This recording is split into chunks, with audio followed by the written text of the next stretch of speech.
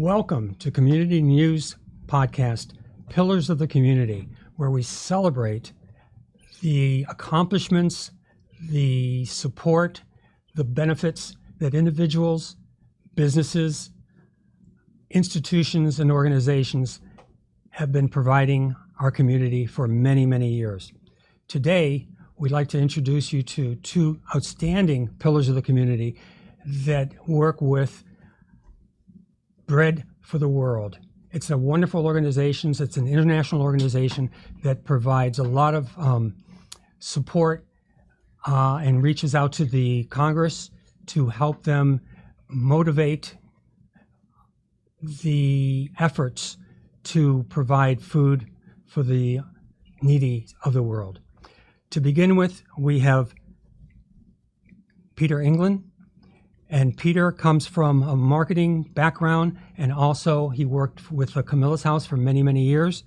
And we also have Florence French, which is interesting. We have an England and we have a French here today, but they're going to be peaceful, and they're not going to battle over any of the territory on the desk today. So welcome to the event, to the podcast. And please tell us a little bit about yourself. Florence, would you begin with you? Sure. So I have been an organizer with Bread for the World for about 10 years. And my background is actually in printing. So it's really interesting being here today and seeing all of the magazines and such. But I joined Bread for the World about 10 years ago and have learned so much in the process about why individuals experience food insecurity and poverty. Before coming to Bread for the World, I really had no understanding. And honestly, I never struggled with food insecurity myself. So I didn't know that it was an issue. So every day I learn more about the root causes of hunger and how they can be addressed through federal legislation, which is Bread for the World's focus. Peter? Yeah, thank you, Harry.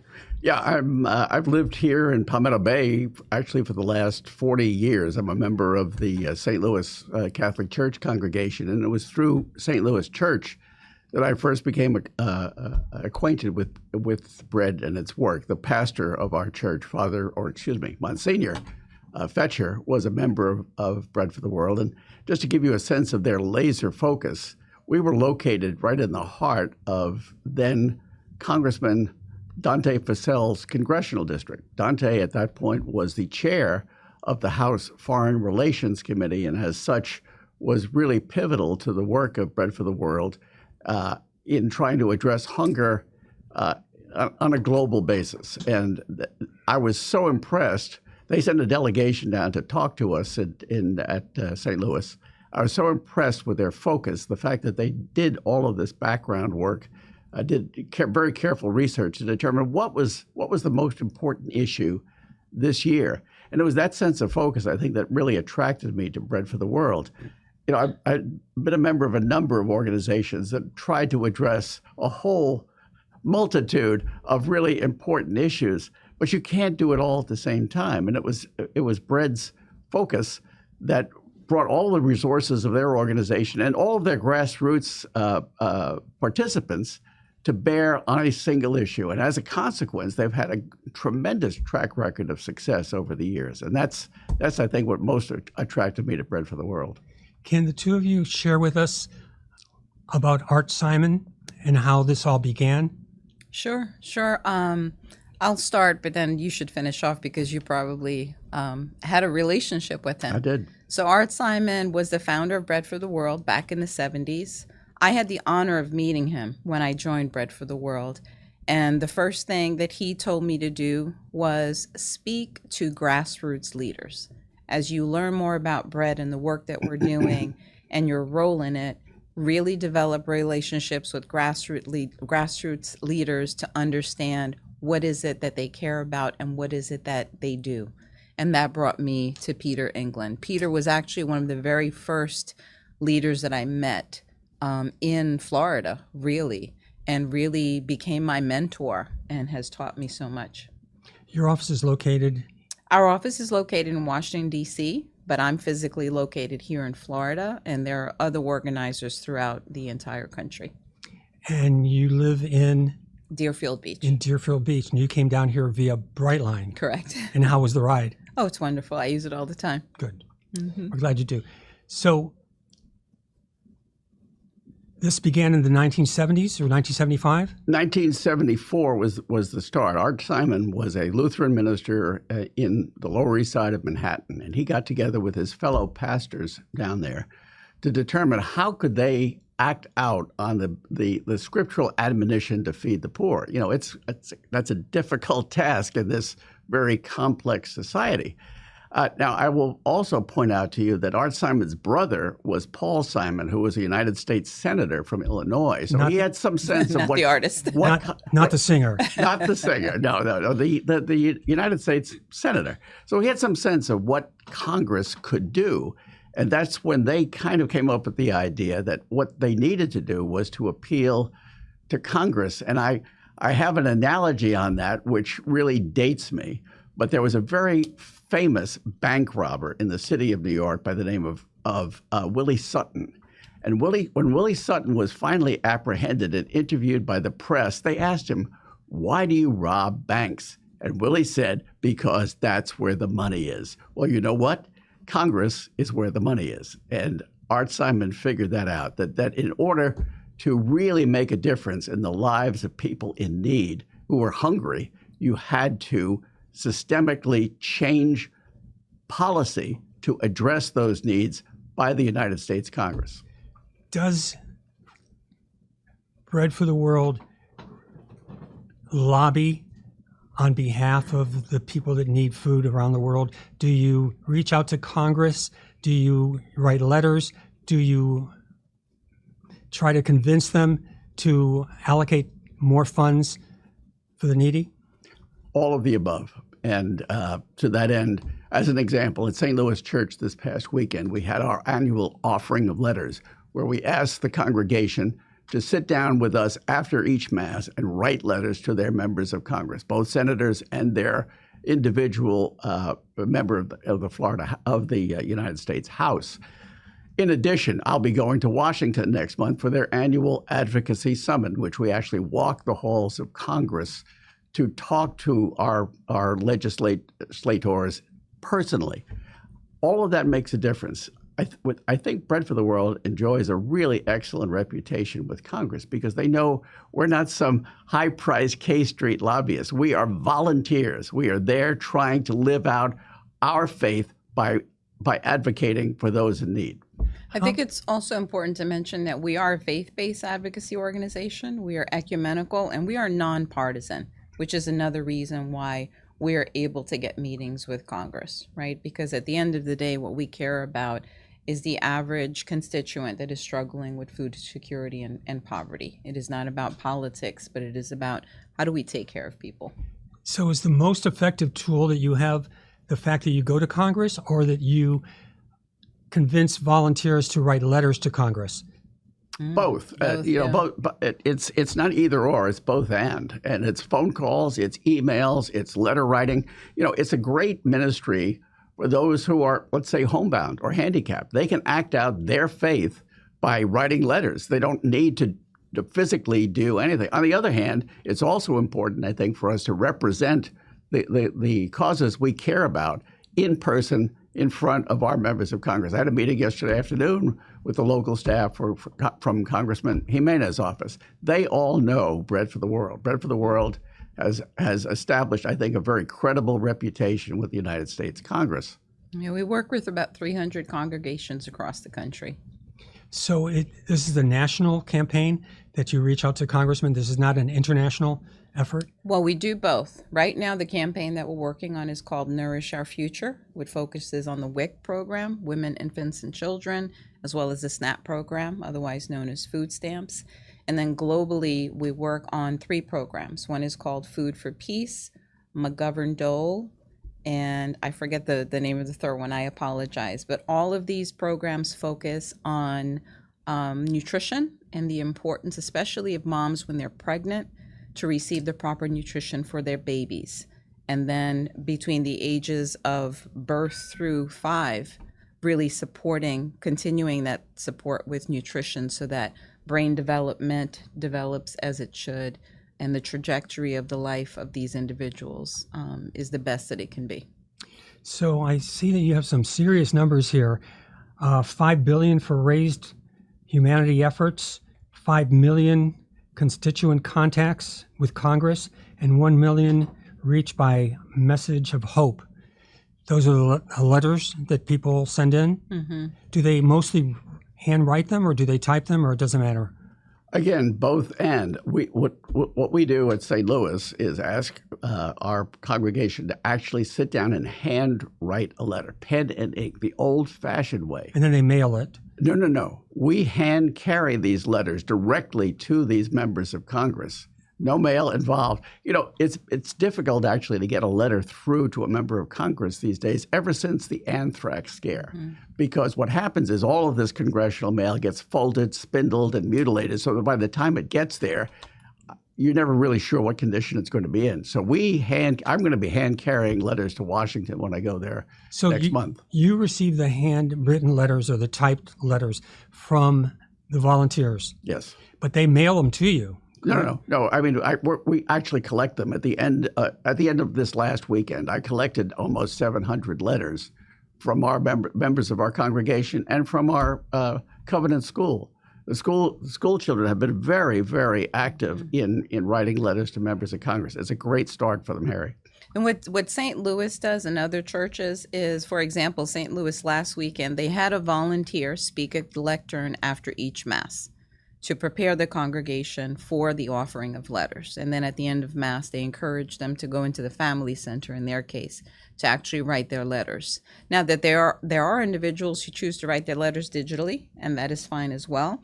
But what's important about these letters is that it's not a form letter.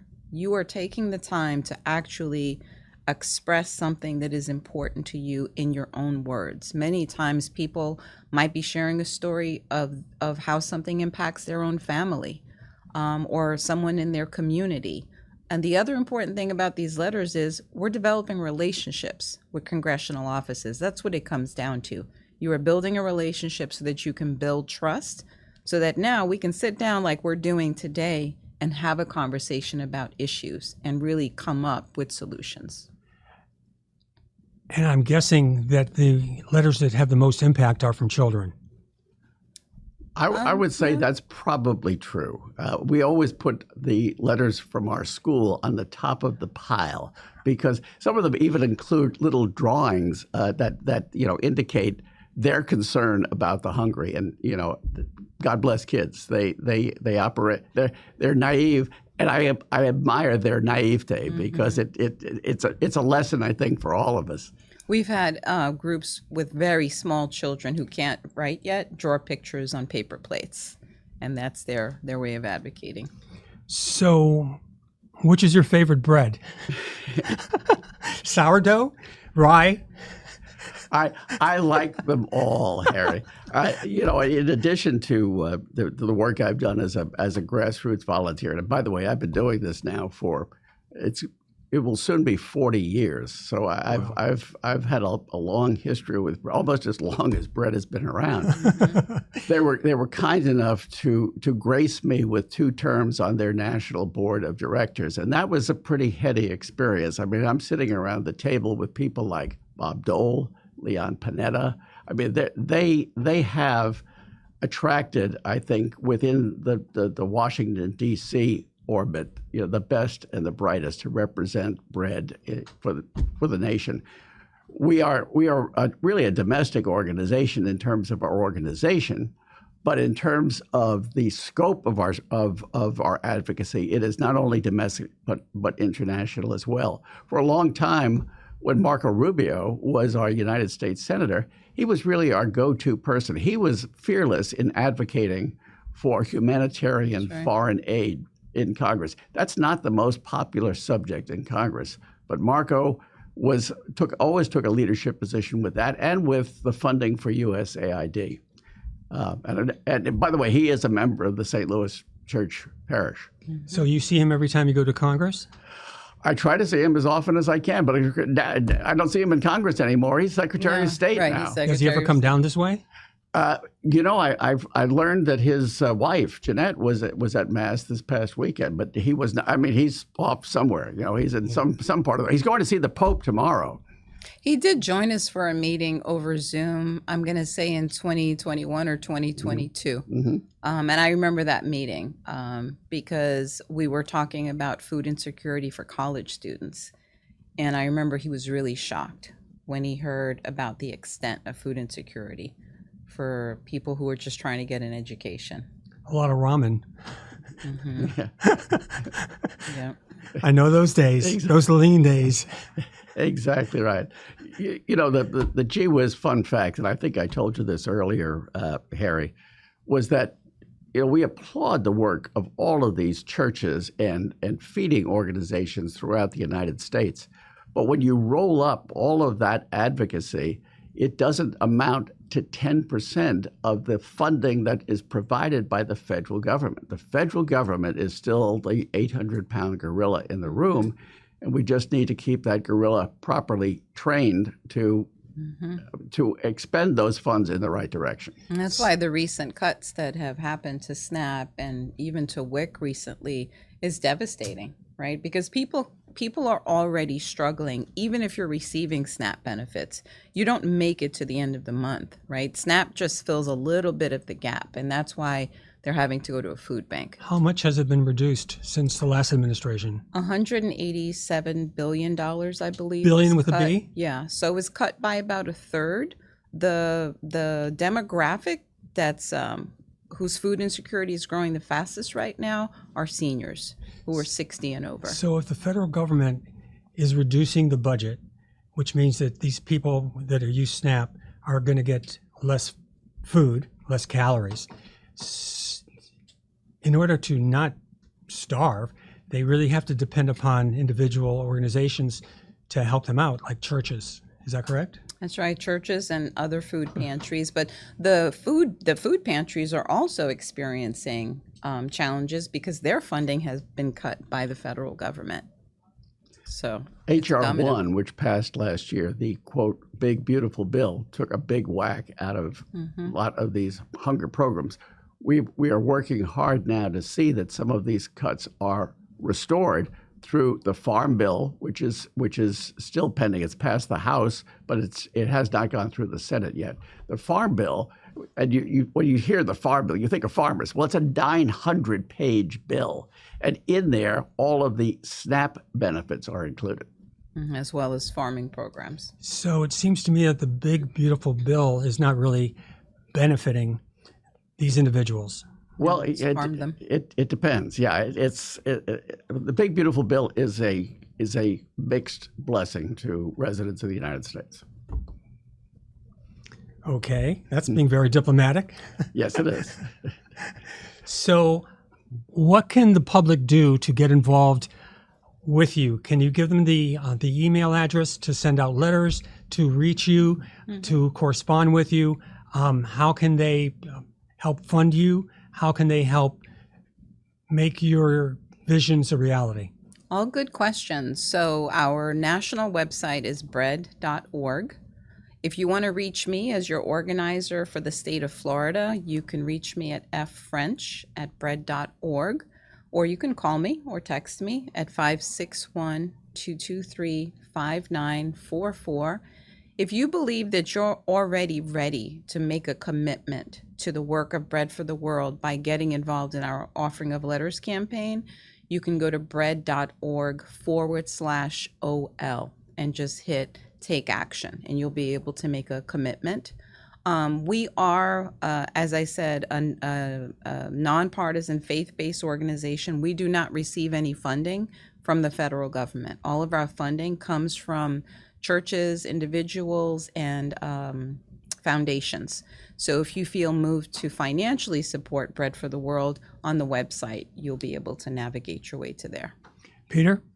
Yeah, and I'd like to point out as well that St. Louis Catholic Church is a covenant church of Bread for the World, and that each year our Holy Thursday offering is given to Bread for the World as our contribution as a covenant church of Bread. We are very closely linked to the organization. I just wanted to go over a couple of little quotes that I discovered recently. If thou tastes a crust of bread, thou taste all the stars. That's Robert Browning. Give us this day our daily bread. That's Matthew 6:11. Matthew 4:4. Man shall not live on bread alone, but on every word that comes from the mouth of God. What food insecurity is. It literally means that you don't know where your next meal is coming from. Nationally, 47 million people, 47 million Americans are food insecure. And here in the state of Florida, that is 1 out of 7 adults and 1 out of 5 children. Wow, that's a lot. It's a lot of people. That's a lot. So chances are that, there are 5 people in this room right now. One of us knows someone who's food insecure. Last week, I went to Crisis Food Pantry in Coconut Grove, and I was probably the only, or maybe the second, Caucasian in the place. And the people there were very thin, very hungry, very grateful and gracious to be there, to be fed by the Coconut Grove Food Pantry. And it was a very enlightening experience for me. And I had a wonderful time. I met some wonderful people. I met some wonderful volunteers. And going home to my apartment and my refrigerator and my air conditioning and my bed and my shower, I felt very blessed. And I'm sure that the people that you are helping that are having issues with food insecurity are very pleased and grateful for all your help. Even though they may not know who you are, they are probably blessing you in their prayers. Thanks. You. Let me give you one more analogy from our founder, Art Simon. He said he didn't want to be the ambulance driver at the bottom of the cliff dealing with those poor folks that had fallen off. He wanted to be the fence maker at the top of the cliff that kept people from falling off in the first place. That's the role of Bread for the World. All of these advocacy organizations are important, but wouldn't it be great if we were able, through our own federal nutrition programs, to keep people from going hungry in the first place? Sure. And it's important for us to understand why food insecurity exists. One of the main reasons is people don't make enough of a living wage. In the state of Florida, you need to make at least $32 an hour to afford a 2-bedroom apartment. But the minimum wage is $15. So even if you have 2 minimum wage jobs, you're still just making enough money for rent. Let that sink in. There's something called ALICE, Asset Limited Income Constrained and Employed. This is a term that the United Way developed. And these are people who are working people who are still struggling. And if they're trying to do better and let's say they get $1 raise, if they were receiving SNAP benefits or housing assistance, they lose those benefits, but they're worse off because of that $1. God, that's terrible. 50% of Floridians are ALICE. Peter, last words? I just thank you for giving us the opportunity to share with your audience the work of Bread for the World. It is an extraordinary organization, and I'm really proud to have been a member of it. We want to thank you both for being here. We want to thank the audience for being there. We want to remind the audience that it's important for you to get involved in your community, for you to go to your commission meetings, for you to challenge the power brokers on zoning and on traffic and on crime, and be a spokesperson for your community. And remember that it's not how important your community serves you, but how you serve your community. Thank you very much.